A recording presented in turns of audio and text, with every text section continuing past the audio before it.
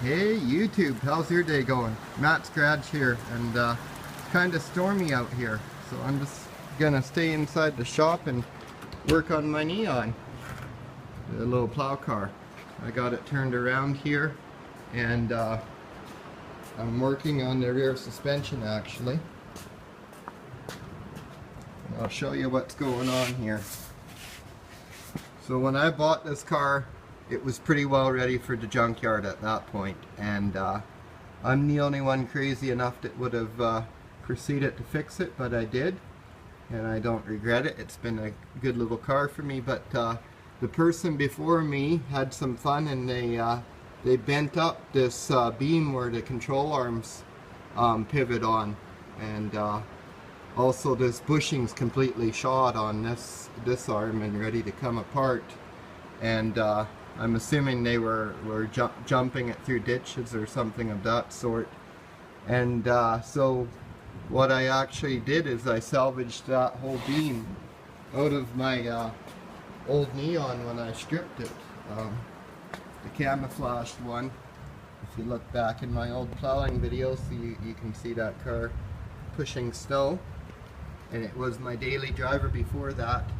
And even though it had a lot of miles on it and it was rusty and this part's a little rusty, it's like not rusty down inside, or not badly, and it's still plenty thick in any case. It's a safe part.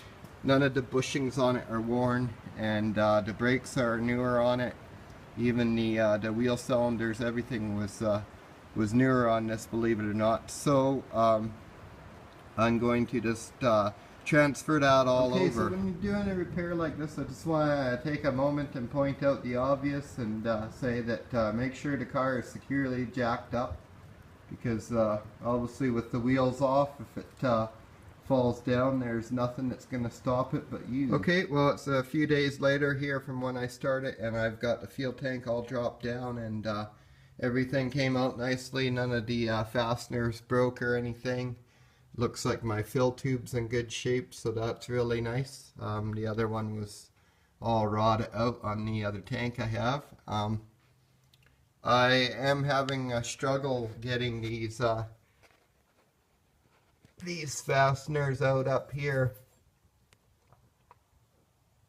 I just got one of the struts out of neon, and I just wanted to show you one of my kind of redneck repairs I did on it a while back here. The strut came all loose in the strut plate, so I just welded the top of the strut shaft. I welded a plate right over it and welded it all to the strut plate, so it was just solid. Like normally they have a big rubber bushing in there. And it actually worked good. You really couldn't notice the difference, and it got rid of the clunk in the rear end. I have a set of struts now that have a double plate on top, so it'll add some extra clearance in the back, so I'll be putting those in. Okay, so you can kind of see the area that I'm trimming out there.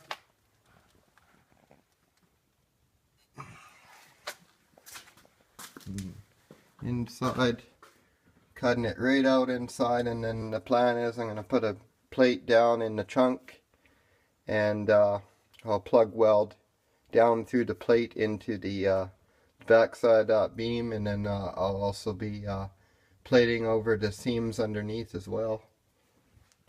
There's all the junk out of the trunk of the neon. And there we go. That's how you check the tensile strength of your brake hose. Okay, well, I decided that this drag link bar here was the problem. No matter what, it had to come out. So even though I said it was all seized in there, I've been working at it. I've been getting up in the access hole there with 3-in-1, and I've been heating the bolts up with my torch, and that's been working. I have got one out so far, but man, they are rusty. See, there's the one I got out, and I mean the threads are just about right shot on the end of it. So even with the 3-in-1 here, I've really been struggling. I've been making use of my new breaker bar, which is another old torque wrench, and the head was stripped out on it, so I just welded it up solid both sides, and now I have a solid 1/2-inch bar. So that's been working well. pretty lengthy, see. One thing you can do when you got a stubborn one is kind of work it back and forth like that. Like I'm going both ways, not just loose, because when you keep loosening, you're sucking all that rust down into the threads of the female threads up there. So if you back it off a little bit, then it gives that rust a chance to kind of fall off the edge and not get sucked down into the threads and bind it up further.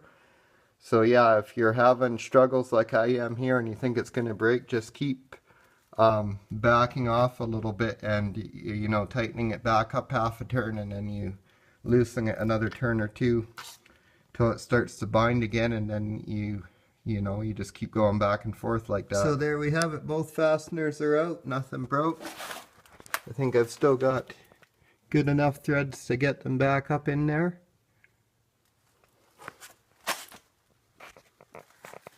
And there's that, and there's just hard to show it off the car, but there's a lot of slop in that bushing. It's still there, but it stretches around really easy in there. So we've gone ahead and taken some very precise measurements here and drawn them on with our precision drawing instrument, so we're ready to start cutting. So there we have our replacement part all trimmed out, and you'll notice these edges are pretty square, and I've also gone ahead and squared up the ones on the car compared to when I had cut it out, just rough cut it, so it's gonna fit in there pretty good now.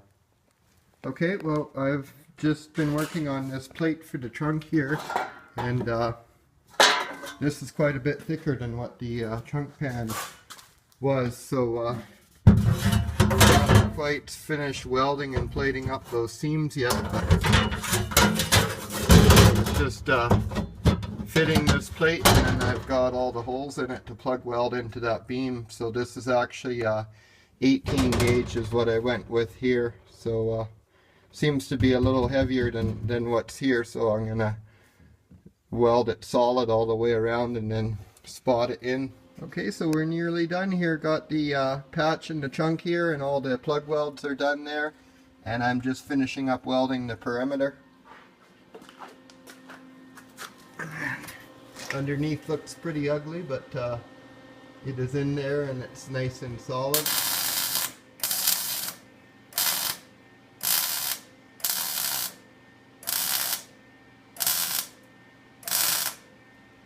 Okay, well, this is the final result. I've got the patch all solid welded in the trunk, and I'm just getting ready to put a coat of paint on it. So I just wanted to show you guys how it turned out first. I'm very happy with it, and I think it's as strong as it needs to be. Everything's solid welded. It's not beautiful, but it's in there. Okay, well, we're all done here, and I'm pretty happy with how it turned out. It did take me a couple days all at it up, with all my time at it up, but I sort of just picked away at it in my spare time, and I've still got to put the fuel tank back in and some suspension pieces back, but I've got the beam 100% in and everything's all sealed up, so I'm happy with that. Hopefully my alignment will be improved, and hopefully I don't have any clunks or loose parts now.